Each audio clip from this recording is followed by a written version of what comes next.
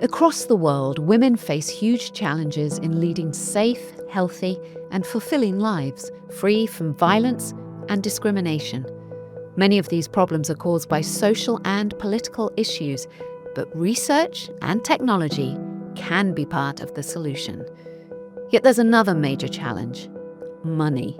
Just 4% of venture capital, or VC investments, go to women-focused technology.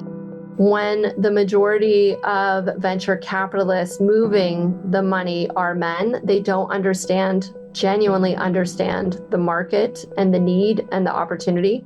I go back to the pervasive myth in women's health that most of these are niche markets.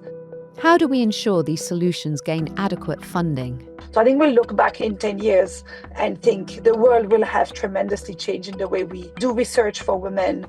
Doing things for women is doing things for humanity. In this episode, we'll be meeting 3 remarkable women who want to ensure real change is made when it comes to women's healthcare and freedom from domestic violence. We are impact driven. It is absolutely our objective to de-risk the space, to see more money flowing. Whether it's seeking funding for a women's safety app, identifying neglected areas of medical research, or shifting more capital into the women's health space, they're finding ways to change millions of lives. A woman in Georgia and her daughter were saved thanks to the safety function.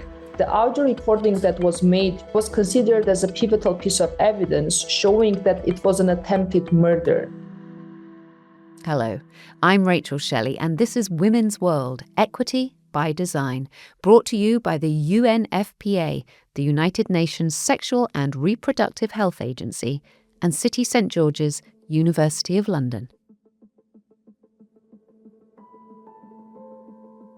To outline this issue, here are Dr. Nigina Muntean, Chief of Innovation and Transformation for the United Nations Population Fund, and Lalita Taylor, Executive Producer of EDI Programme at CoStar National R&D Lab, and former co-chair of BBC Women in STEM. They are part of the Equity 2030 Alliance, a global initiative to close the gender gaps in technology, science, and financing solutions. I'm Dr. Nigina Muntean, co-founder of the Equity 2030 Alliance. Despite growing demand, women's health remains vastly underfunded. Many investors still treat these essential issues as taboo, overlooking the massive market and urgent need. The result is a continuing gap in care, research, and access. All this while women make up half of the global population and make 80% of healthcare decisions as they decide for themselves and their families. It is not just a missed opportunity, it is a systemic failure. I'm Lalita Taylor, a leading expert of Equity 2030 Alliance. I'm an executive producer specializing in equity, diversity and inclusion, with a focus on how underrepresented voices shape innovation. I've come to understand how overlooked issues like funding for women's health or tech for safety aren't just gaps in policy, they're gaps in imagination. We're going to hear what it takes to close those gaps and what kind of future we can build when women are not only at the table, but holding the check. First, we need to understand the problems women are facing and where the gaps are when it comes to investing in women's welfare. Anouk Petersen is a partner and director of health and equity at the McKinsey Health Institute. We see gaps across multiple areas, across conditions, across industries, across demographics. Maybe I'll call out three gaps that really stand out to me, which are focused on things that are, I would say, atypical. First is the limited focus on conditions that impact women differently or disproportionately. And differently, we have in mind the cardiovascular, that women have different symptoms and are impacted differently by those conditions. And disproportionately would be those conditions that have a much higher prevalence in women. And I'm thinking of autoimmune disease, Alzheimer, migraines, and others. The second area where we lack investment or where we have gaps in investments are research for women's health specific issues. So issues like endometriosis, menopause. We shed more light lately on those, and also a lack of analysis on sex-specific and gender differences. And the last one is when we do include women in research, very often we lack analysis across all women to address racial, ethnic, geographic, socioeconomic, and other disparities. The case for her is a blended finance portfolio that uses grants, investments, and advocacy to effect change in women's health, with a particular focus on menstrual health. Cristina Ljungberg, the co-founder and partner, explains why she set up this collaborative fund with fellow partner Wendy Anderson. The case for her came out of this partnership between myself and Wendy when we asked ourselves, how could we be the most valuable capital at the table? And you could imagine when we decided to focus on menstruation, it's a massively underfunded key women's health area. There are almost no other, I don't know of any other funders that are specifically and only and exclusively focused on menstrual health. And when we started 15 years ago, there really wasn't that much funding at the table. Yet it's not just women's health that needs financial support.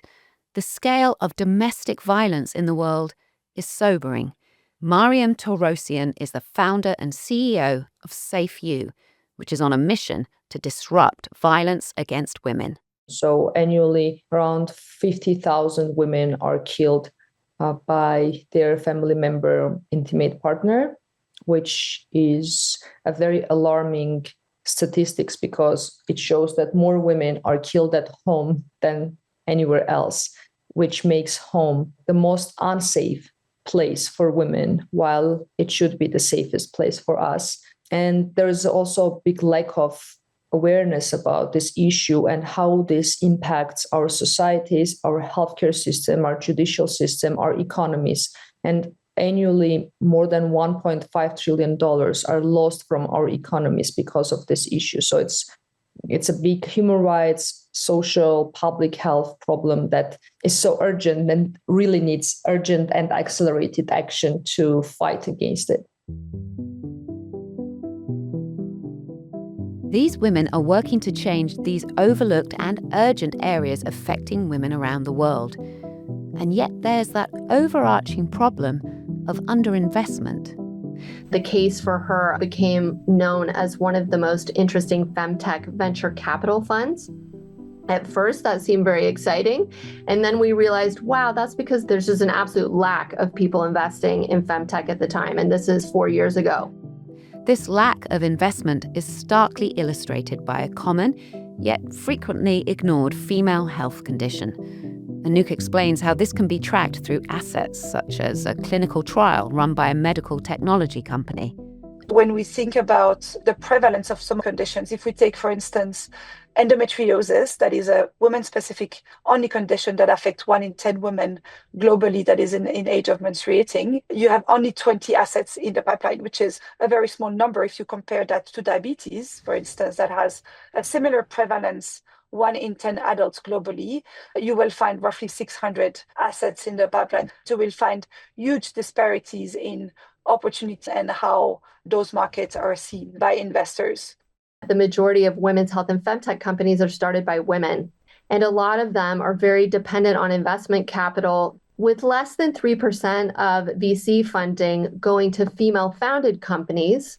That means that there's not much investment capital left for the ones that are starting femtech companies. So this creates a great challenge to get that financing. And it's also unfortunate because we know it's a massive opportunity. Some of the estimates are that it's a $1.3 trillion gap or opportunity for the global economy in the femtech space. Then on top of that, we can ask ourselves, why is that the case? I think that stigma is really at the root of everything, in addition to the missing capital.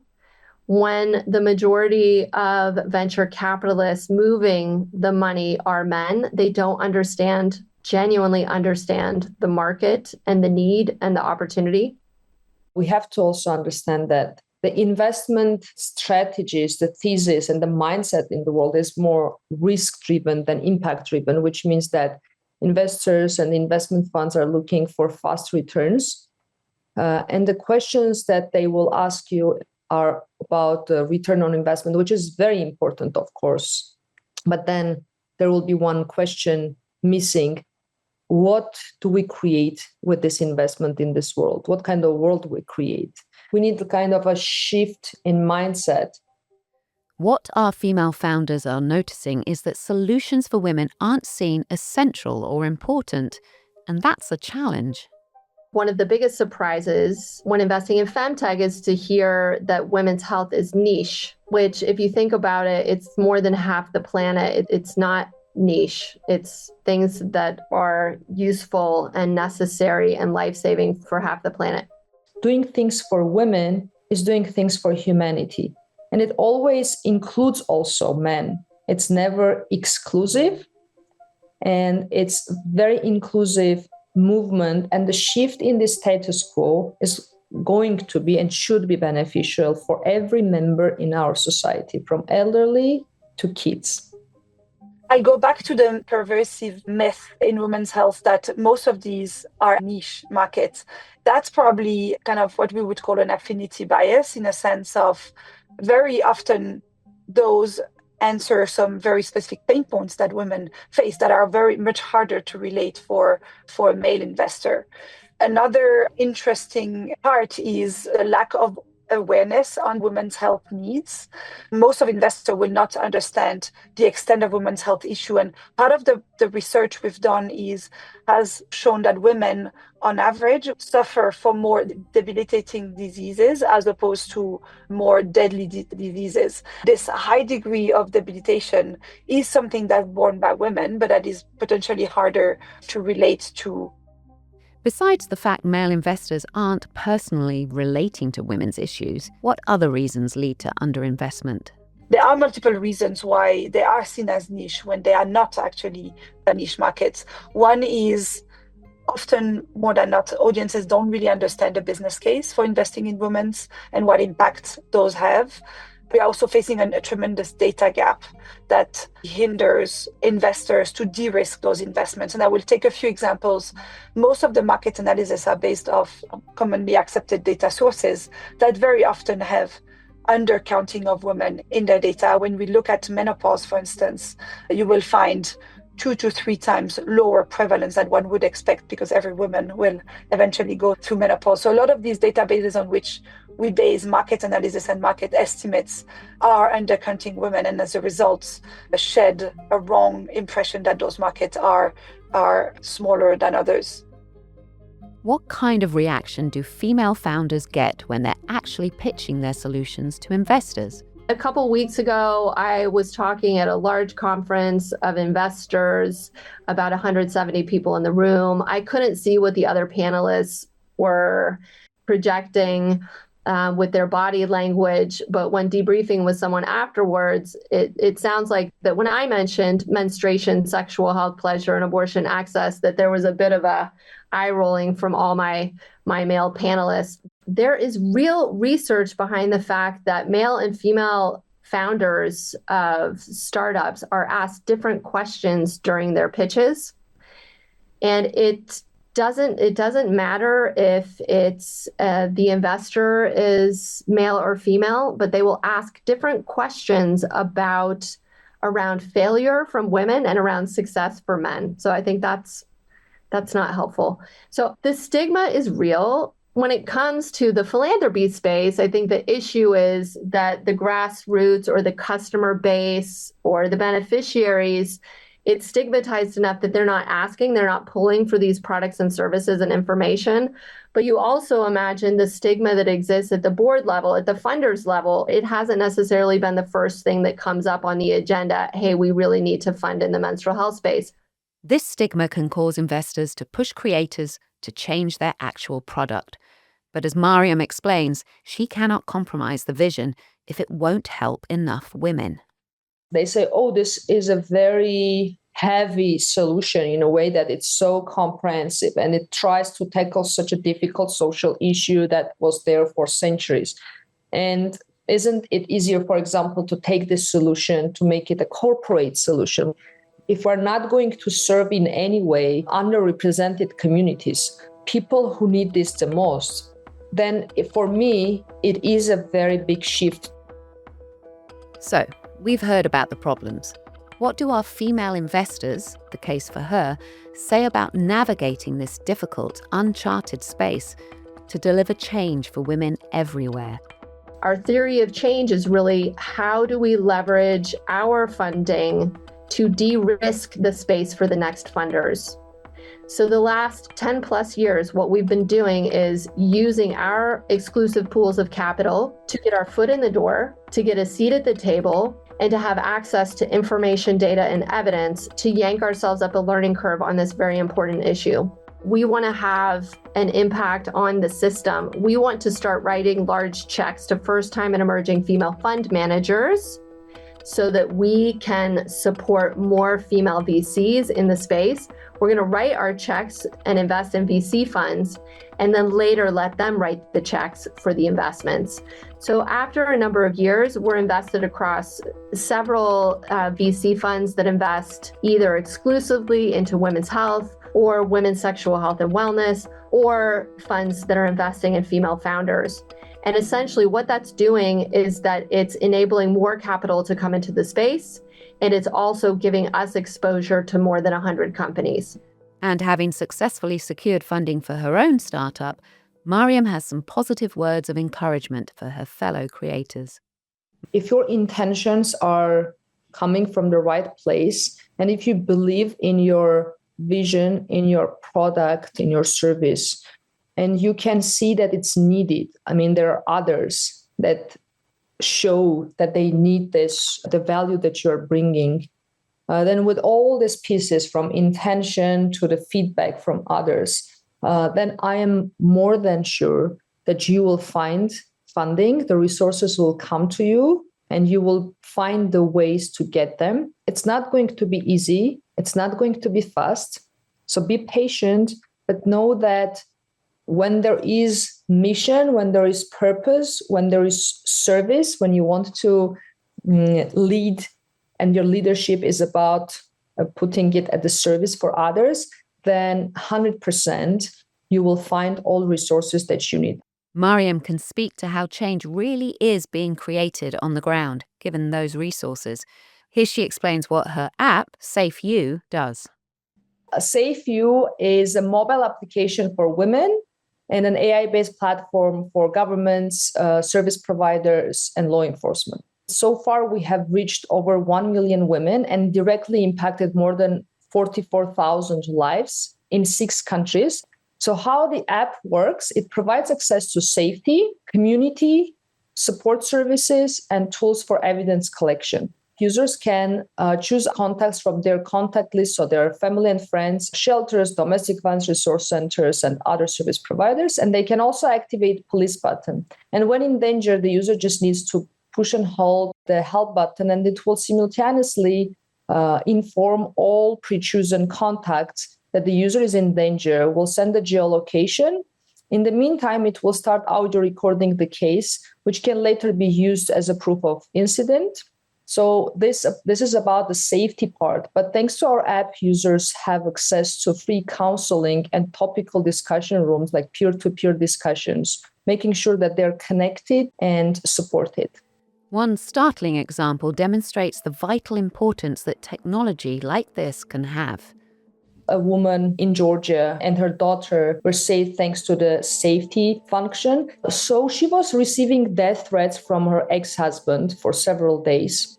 And then she goes to her lawyer, and the lawyer says, okay, we have to go to police.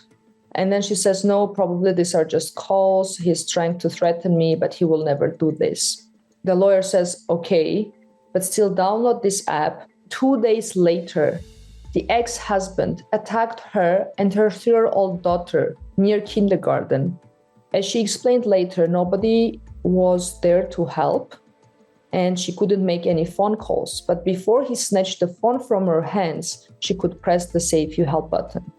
And because the ecosystem was there and the lawyer knew what is happening, so everyone called each other, and the police arrived in very timely and arrested the attacker in the crime scene. And more than that, the audio recording that was made during the incident was later used as a proof of incident at the court, and it was considered as a pivotal piece of evidence showing that it was an attempted murder. Even relatively small investments in developing female-focused products can have a huge impact on girls' and women's lives. In this case, Afro pads. Wendy and I made a small investment. We invested $50,000 10 years ago. And on that 10-year journey, we ended up building a factory which employs over 150 people, mostly women. And those cloth reusable menstrual pads that the company manufactures, which last for at least 2 years, have been delivered to over, I would say, 7 million women and girls.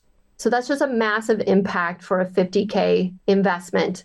And Wendy and I, being kind of that like fast, flexible funders, we've also were able to offer them working capital and other types of capital. And it's currently, I would say, the most successful local menstrual health company globally. For Anouk, the impact of her work isn't just theoretical, it's also personal. I will say that part of my work has actually helped me and my mother get diagnosed with the right disease. Having access to this incredible network of researchers, of investors who are willing to shed light on women's specific struggle has, on my own story, helped me and my mother get the right diagnostic and treatment. With all these amazing impacts on millions of women, providing safety and counselling, driving advances in medicine and developing new menstrual products, what do our female founders think about how far things have come in this space? And what are their hopes for the future? It has been incredibly rewarding, first to see the increase in attention and awareness across the entire women's health space in the last few years, beyond just the healthcare industry. So I think we'll look back in 10 years and think the world will have tremendously changed in the way we do research for women, the way we provide care for women, the way we invest in women. And it's for me living every day the 1 trillion global opportunity, the fact that every dollar invested in women brings back $3 to communities is something that truly, truly excites me. I'm on the journey of my lifetime. I have the privilege and the pleasure to do that with a co-funder. It will be one of the most important relationships in my life. And we have the opportunity to address one of the world's greatest inequities. And I can say within the last 15 years, we've genuinely seen the needle move. We've seen the science evolve. I mean, the femtech space has just arrived during our time doing this work. And now we're really seeing hundreds of millions of dollars move on the back of our research evidence and experience. So the dream is to go global by 2030. And when I say global, it means that we are active in all countries. I always say, I wish one day we just come to work without this feeling of urgency, without feeling that women are unsafe today. We just come to work, we shut down that safety part because the world is a safe space for all of us to live in. And we just keep this community part where we are discussing things together, we're sharing our stories, we're thriving together. So it is a dream. Realistically, I know that during my lifetime, my work will not be done. So I know that it's what I do here, now and here, it's something that I honor this way. All our ancestors, our grandmas, grandmas. And in the meantime, it's a gratitude for what we can do now, but it's also service to the future, to generations to come. We don't have enough women around the table to help make the decisions that would advance and would help include the voices of women at every stage of the health value chain. Maybe my plea here is to every woman I know to take the seat at the table, to go and advocate for inclusion of diverse voices, which more often than not include voices of women that often are not heard or ignored.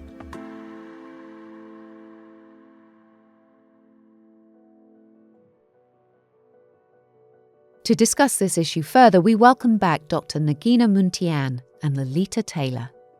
So, what stood out to me in this episode was just how clear the pattern is. Women's needs are seen as niche, their solutions as secondary, and their ideas as risky. But when you zoom out, you see what's actually risky is ignoring half the population. And when we do that, we lose money, we lose innovation, and we lose lives. Yes, I agree. At UNFPA, United Nations Population Fund, we see that underinvestment in women's health is more than a funding gap. It's a design flaw with real cost: misdiagnosis, preventable deaths, gender-based violence. That's why we redirect funding and innovation to what matters most: women's health and well-being. And I'm still blown away. The idea that women's health is still seen as a niche market. Women's health isn't niche. It's half the planet, yet just 4% of venture capital funding goes to female health tech. The system isn't broken. It was never actually designed for women. I agree, but design can be changed.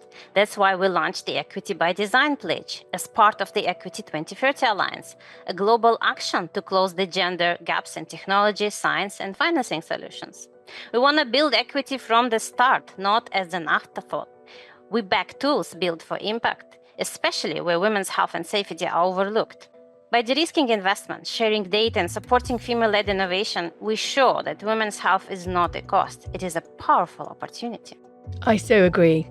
Mariam said it. Doing things for women is doing things for humanity. This isn't about sympathy, it's smart strategy. Menstrual health reduces dropouts. Women's safety boosts economies. Female founders deliver life-saving innovation, yet stigma still shapes investment. That's why these conversations matter. Visibility creates discomfort, and discomfort drives change. Absolutely. Equity isn't just about the end product. It's about building ecosystems where women thrive from the start.